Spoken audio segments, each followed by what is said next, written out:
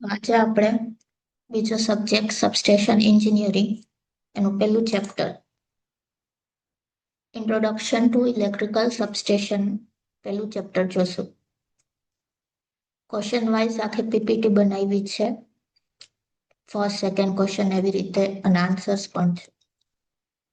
હવે પહેલો ક્વેશ્ચન કે સબસ્ટેશન કોને કહેવાય? તો કે સબસ્ટેશન એટલે કે જે પાવરનું ટ્રાન્સમિશન કરે હાઈ ટુ લો વોલ્ટેજ અને low to high voltage during switching transmission distribution એને શું કહેવાય? સબસ્ટેશન. હવે મેજર કોમ્પોનન્ટ્સ કયા છે સબસ્ટેશનમાં? પેલું પાવર ટ્રાન્સફોર્મર, પછી છે circuit breaker, bus bar, insulator અને લાઇટિંગ અરેસ્ટર. પાવર ટ્રાન્સફોર્મર કોને કહેવાય? એ એક સ્ટેશનરી ઇક્વિપમેન્ટ છે જે હાઈ વોલ્ટેજ ઇલેક્ટ્રિકલ ડિવાઇસ ને સ્ટેપ અપ કરે અથવા ડાઉન કરે voltage, typically operating in transmission network. છે ક્યાં વપરાય છે? ટ્રાન્સમિશન નેટવર્કમાં વપરાય. એનું કામ શું છે? તો કે એક સ્ટેશનરી હાઈ વોલ્ટેજ ડિવાઇસ છે જે શું કરે? સ્ટેપ અપ કરે વોલ્ટેજને અથવા સ્ટેપ ડાઉન કરે. જે કોમનલી ક્યાં વપરાય છે? તો કે ટ્રાન્સમિશન નેટવર્ક્સ પર. પછી આવે છે સર્કિટ બ્રેકર. સર્કિટ બ્રેકરનું કામ શું છે? કે એક પ્રોટેક્ટિવ ડિવાઇસ છે. જ્યારે પણ કંઈ ફોલ્ટ થાય, કરંટ વધી જાય, ઘટી જાય, એના લીધે જે ફોલ્ટ થશે ઇક્વિપમેન્ટમાં આઉટડોર સ્વિચયાર્ડમાં કે તો એને ડિટેક્ટ કરી અને એને ઇન્ટરપ્ટ કરશે એટલે સર્કિટ બ્રેકર પડી જશે. પછી આવે છે બસ બાર. તો બસ બાર શું છે? એક મેટાલિક કંડક્ટર છે જે બે પોઈન્ટ જંક્શનના જે બે પોઈન્ટ હોય ત્યાં પાવર લઈ ક્યાંથી? તો કે ઇનકમિંગ ફીડરમાંથી અને આઉટગોઈંગ સર્કિટને પાછું ડિસ્ટ્રીબ્યુટ કરે. એટલે એનું બસ બારનું કામ શું છે? પાવર એક જગ્યાએથી લઈ અને બીજી જગ્યાએ એને ટ્રાન્સફર કરવું. પછી આવે છે ઇન્સ્યુલેટર. તો કે એ શું છે? એક કોમ્પોનેન્ટ છે જે high voltage conductor, bus bar અને સ્વિચને ગ્રાઉન્ડ કરે છે મેટલ સ્ટ્રક્ચરથી વાઇલ પ્રોવાઇડિંગ મિકેનિકલ સપોર્ટ. ઇન્સ્યુલેટરનું કામ શું છે? કે હાઈ વોલ્ટેજ કંડક્ટર હોય, બસ બાર હોય કાં પછી સ્વિચ હોય એને મેટલની સ્ટ્રક્ચરના મદદથી એને ગ્રાઉન્ડ કરી દે છે. પછી આવે છે લાઇટનિંગ અરેસ્ટર. તો એ પણ એક પ્રોટેક્ટિવ ડિવાઇસ છે જે પ્રિવેન્ટ કરે damage of critical high voltage equipment like transformer અને circuit breaker by diverting dangerous high voltage energy strike cause by lighting strike. વીજળી કે પડતી હોય તેના લીધે જે ફોલ્ટ થાય કે ટ્રાન્સફોર્મર અથવા કોઈ પણ ઇક્વિપમેન્ટ હોય એને ડાયવર્ટ કરી દે છે. આ ક્વેશ્ચન 3 માર્ક અથવા 4 માર્કમાં પૂછે કે સબસ્ટેશન એટલે શું અને એના કયા કયા કોમ્પોનેન્ટ્સ. સબસ્ટેશન એટલે શું છે? કે જે હાઈ ટુ લો અને લો ટુ હાઈ પાવરનું ટ્રાન્સમિશન કરે એને સબસ્ટેશન કહેવાય. સબસ્ટેશનના મેઇન કેટલા પાર્ટ છે? Components 5: power transformer, circuit breaker, bus bar, insulator અને લાઇટનિંગ અરેસ્ટર. પછી આપણે કઈ જગ્યાએ સબસ્ટેશનની લોકેશન કેવી હોવી જોઈએ?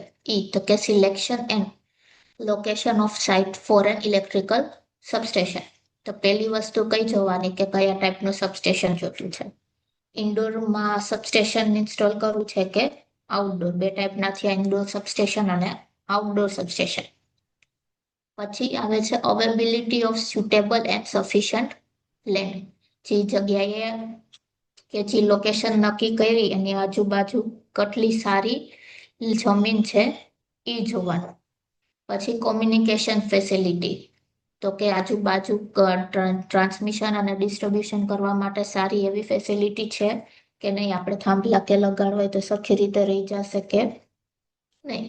પછી આજુબાજુનું એટમોસ્ફિયર કેવું છે? આજુબાજુ કંઈ ફેક્ટરી કે એવી કંઈ નથી, કોસ્ટલ એરિયા નથી, એ જોવાનું. અને પછી ડ્રેનેજની ફેસિલિટી કે જે કચરો ને એ બધું હોય એ કેવી રીતે અહીંયાનું ડ્રેનેજ પ્રોપરલી થાય છે કે નહીં? પેલું કયું છે? કયા પ્રકારનું સબસ્ટેશન. પછી આજુબાજુની જે જગ્યા છે એ કેવી છે? સુટેબલ છે અને સફિશિયન્ટ છે કે નહીં? સારી છે અને વધારે પ્રમાણમાં છે કે નહીં? પછી ટ્રાન્સમિશન અને ડિસ્ટ્રીબ્યુશન કરવું હોય તો એના માટેની ફેસિલિટી કેવી છે? પછી આજુબાજુનો જ્યાં પણ સબસ્ટેશન ઇન્સ્ટોલ કરવું હોય એની આજુબાજુનો પોલ્યુશન થાય છે કે નથી થતું, કેવું એટમોસ્ફિયરિક બધું છે ઈ, અને ડ્રેનેજની ફેસિલિટી કેવી છે. આ ક્વેશ્ચન 4 માર્કમાં પૂછશે કે સબસ્ટેશન ઇન્સ્ટોલ કરવું હોય તો એની લોકેશન માટે કઈ કઈ વસ્તુ ધ્યાનમાં રાખવાની. હવે ક્લાસિફિકેશન ઓફ સબસ્ટેશન, તો કે સબસ્ટેશનનું ક્લાસિફિકેશન કરવું એનું બેઝ છે. તો કે પહેલું બેઝ ઓન ફંક્શન, કે શું કામ કરશે.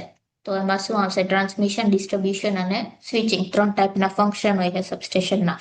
ટ્રાન્સમિશન કરવું એટલે એક જગ્યાએથી બીજી જનરેશનથી ટ્રાન્સમિટ કરી અને સબસ્ટેશન સુધી પહોંચાડવું. પછી ડિસ્ટ્રીબ્યુશન એટલે સબસ્ટેશનથી પહોંચાડી અને ઘર સુધી લઈ જવાનું ઈ. અને સ્વિચિંગ એટલે ક્યાંય પણ વસ્તુ એક જગ્યાએથી બીજી જગ્યાએ કોઈ ટ્રાન્સફોર્મર કે રાખ્યું હોય અને સ્વિચ કરવું હાઈ ટુ લો, તો એ. પછી આવે છે બેઝ ઓન વોલ્ટેજ લેવલ, તો એમાં પાછા 4 આવશે: EHV, HV, MV અને LV. EHV એટલે extra high voltage, HV high voltage, mega high voltage અને લો વોલ્ટેજ. પછી બેઝડ ઓન કન્સ્ટ્રક્શન, તો કે ઇન્ડોર અને આઉટડોર સબસ્ટેશન. હવે પેલું છે બેઝ ઓન ફંક્શન, તો ટ્રાન્સમિશન હોય તેનું ફંક્શન શું છે? ઇન્ટરકનેક્ટ ટ્રાન્સમિશન લાઇન, કોઈ પણ બે ટ્રાન્સમિશન લાઇનને કનેક્ટ કરે ઈ કયું સબસ્ટેશન થયું? તો કે ટ્રાન્સમિશન સબસ્ટેશન. એનો પર્પસ શું છે? તો કે સ્વિચિંગ, કંટ્રોલિંગ અને protecting high voltage transmission network. Switch કરવું એ હાઈ ટુ લોમાં, કંટ્રોલ કરવું અને હાઈ વોલ્ટેજ ટ્રાન્સમિશન નેટવર્કને પ્રોટેક્ટ કરવું. પછી છે ડિસ્ટ્રીબ્યુશન, તો કે supply power to local distribution network, એટલે સબસ્ટેશનથી ઘર સુધી જે પહોંચાડે એ કયું થયું? તો કે ડિસ્ટ્રીબ્યુશન સબસ્ટેશન. વોલ્ટેજ લેવલ કયા હશે? 11 કેવી, 6.6 કેવી અને 415 વોલ્ટ. હવે પર્પસ, તો કે ફીડ રેસિડેન્શિયલ, કમર્શિયલ અને સ્મોલ ઇન્ડસ્ટ્રીયલ લોડ, જે ડિસ્ટ્રીબ્યુશન આપણા ઘર સુધી, કોઈ ઇન્ડસ્ટ્રી સુધી પહોંચે એ એનું કામ. પછી સ્વિચિંગ સબસ્ટેશન, તો કે સ્વિચિંગ એન્ડ કંટ્રોલોની શું કરે? હાઈ ટુ લોમાં સ્વિચ કરશે અને કંટ્રોલિંગનું કામ કરશે. એ કયું સબસ્ટેશન? તો કે switching substation. Purpose, no voltage change, use for line sectionalizing, protection અને રિલાયબલ ઇમ્પ્રુવમેન્ટ. વોલ્ટેજમાં કંઈ ચેન્જ નહીં થાય, પછી સેક્શન પાડવાના, લાઇનના પ્રોટેક્ટ કરવાનું અને રિયાબિલિટી એટલે એક જગ્યાએથી બીજી જગ્યાએ સહેલાઈથી પહોંચી જાય એ ઇમ્પ્રૂવ કરવું. ફંક્શનના બેઝ ઉપર 3: ટ્રાન્સમિશન હોય તો ટ્રાન્સમિશન લાઇનને કનેક્ટ કરે, ડિસ્ટ્રીબ્યુશન સબસ્ટેશન તો કે પાવરને લોકલ ડિસ્ટ્રીબ્યુશન નેટવર્ક સુધી પહોંચાડવાનું, અને સ્વિચિંગમાં તો કે કંટ્રોલ કરવાનું.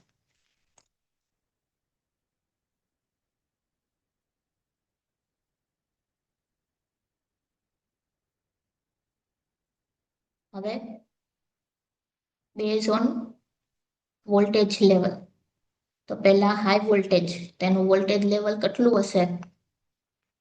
પેલું લો વોલ્ટેજ, તો એનું લો વોલ્ટેજ લેવલ 1 કિલોવોટ સુધીનું. પર્પસ, તો કે supply power directly to consumer. શું કરે? ડાયરેક્ટલી કન્ઝ્યુમરને પાવર સપ્લાય કરવાનું. ક્યાં વપરાય છે? રેસિડેન્શિયલ અને સ્મોલ કોમર્શિયલ લોડ. રેસિડેન્શિયલ એટલે આપણા ઘરમાં.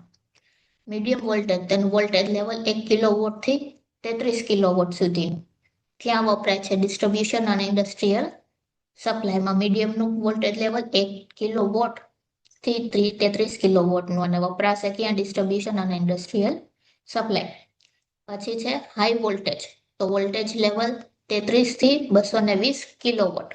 પર્પસ, તો કે ટ્રાન્સમિશન અને સબ ટ્રાન્સમિશન લાઇન. ટ્રાન્સમિશન અને સબ ટ્રાન્સમિશન લાઇનમાં વપરાશે, અને વોલ્ટેજ લેવલ કેટલો હશે? 33 થી 220. હવે એક્સ્ટ્રા હાઈ વોલ્ટેજ ક્યાં હશે? 220 કિલોવોટ થી 765 કિલોવોટ. અને એ ક્યારે વપરાશે? જઈએ લોંગ ડિસ્ટન્સમાં સૌથી વધારે પાવરનું ટ્રાન્સમિશન કરવું હોય તો. વોલ્ટેજ લેવલના બેઝ ઉપર પેલું આવશે લો વોલ્ટેજ લેવલ, કેટલું હશે? 1 કિલોવોટ સુધી, અને ખાલી કન્ઝ્યુમરને પાવર જોતું હશે તો, અને વપરાશે ક્યાં? રેસિડેન્શિયલ અને કમર્શિયલ લોડમાં. પછી આવે છે મીડિયમ વોલ્ટેજ, તો વોલ્ટેજ લેવલ કેવું હશે? 1 કિલોવોટ થી 33 કિલોવોટ સુધી. વપરાશે ક્યાં? તો ડિસ્ટ્રીબ્યુશન અને ઇન્ડસ્ટ્રીયલ સપ્લાયમાં. ત્રીજું છે હાઈ વોલ્ટેજ, તો વોલ્ટેજ લેવલ 33 થી 220 કિલોવોટ અને વપરાશે ક્યાં ટ્રાન્સમિશન અને સબ ટ્રાન્સમિશન લાઇન. અને એક્સ્ટ્રા હાઈ વોલ્ટેજ તો કે જ્યારે સૌથી વધારે લોંગ ડિસ્ટન્સ ઉપર પાવરનું ટ્રાન્સમિશન કરવું હોય ત્યારે એક્સ્ટ્રા હાઈ વોલ્ટેજ વાપરશે. હવે બેઝ ઓન કન્સ્ટ્રક્શન તો ઇન્ડોર અને આઉટડોર. ઇન્ડોર એટલે કોઈ પણ એક નાનો એવો રૂમ કે મોટો રૂમની અંદર આપણે સબસ્ટેશનને ઇન્સ્ટોલ કરીએ એને શું કહેવાય? Indoor substation. અને આઉટડોર એટલે મોટી એવી જગ્યા ઉપર ઓપન એરમાં આપણે ઇન્સ્ટોલ કરીએ તો આઉટડોર સબસ્ટેશન. હવે ઇન્ડોર સબસ્ટેશન છે તેમાં ઇક્વિપમેન્ટ કયા હશે? ટ્રાન્સફોર્મર, સ્વિચ ગેર અને control panel are install inside the building. બિલ્ડિંગની અંદર જ ટ્રાન્સફોર્મર, સ્વિચ ગેર અને કંટ્રોલ પેનલ હશે. હવે આવા ટાઈપના substation generally low to medium voltage લેવલના હશે. ક્યાંથી? 11 kV થી 33 kV સુધીના. અને અર્બન અને ઇન્ડસ્ટ્રીયલ એરિયામાં જ પ્રિફર કરવામાં આવશે. ઇન્ડોર એટલે જે બિલ્ડિંગની અંદર ટ્રાન્સફોર્મર, સ્વિચ ગેર અને કંટ્રોલ પેનલને આપણે ઇન્સ્ટોલ કરીએ તો એને શું કહેવાય? Indoor substation. આવા ટાઈપના સબસ્ટેશનનું વોલ્ટેજ લેવલ કેવો હોય? લો અને મીડિયમ. 11 kV કા પછી 33 kV વપરાશે ક્યાં? અર્બન અને ઇન્ડસ્ટ્રીયલ એરિયામાં. પછી છે આઉટડોર સબસ્ટેશન. આઉટડોર સબસ્ટેશન ક્યાં હશે? કે જે ખુલ્લી જગ્યામાં આપણે એને ઇન્સ્ટોલ કરશું તો એ શું હશે? Outdoor substation. અને આવા સબસ્ટેશન વોલ્ટેજ લેવલ હાઈથી એક્સ્ટ્રા હાઈ વોલ્ટેજ હશે એટલે 33 kV થી ઉપર. અને ક્યાં સ્યુટેબલ છે? તો કે ટ્રાન્સમિશન સિસ્ટમ અને જનરેટિંગ સ્ટેશન માટે. હવે ઇન્ડોર અને આઉટડોર સબસ્ટેશનનું કમ્પેરિઝન.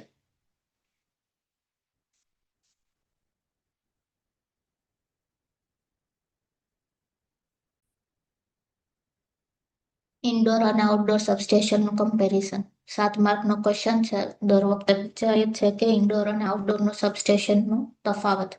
તો પહેલું કે બેઝિક શું છે? તો ઇન્ડોર સબસ્ટેશન એટલે જે કોઈ પણ બિલ્ડિંગની અંદર આપણે ઇન્સ્ટોલ કરીએ અને ઇન્ડોર સબસ્ટેશન કહેવાય. અને બહારની એરિયામાં સબસ્ટેશનને ઇન્સ્ટોલ કરીએ ખુલ્લી જગ્યાએ તો એ આઉટડોર સબસ્ટેશન કહેવાય. હવે ઇન્ડોર સબસ્ટેશન કોમ્પેક્ટ એટલે નાનું હોય અને ડિઝાઇન બહુ ઓલું સહેલાઈથી થઈ જાય. પણ આઉટડોર સબસ્ટેશન હોય ખુલ્લી જગ્યામાં હોય અને એનું ડિઝાઇન કરવા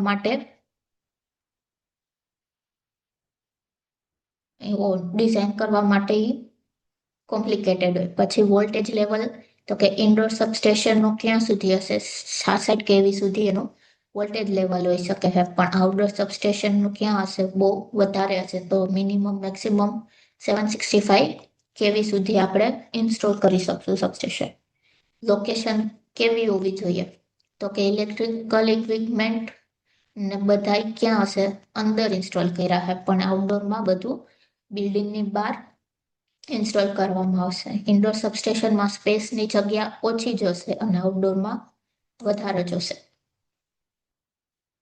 પછી એક્સપાન્શન કે ફ્યુચરમાં આપણે જેને એક્સપાન્ડ કરવું હોય તો એ આપણે ઇન્ડોર સબસ્ટેશનમાં નહીં કરી શકીએ પણ આઉટડોર સબસ્ટેશનમાં આપણે કરી શકશું.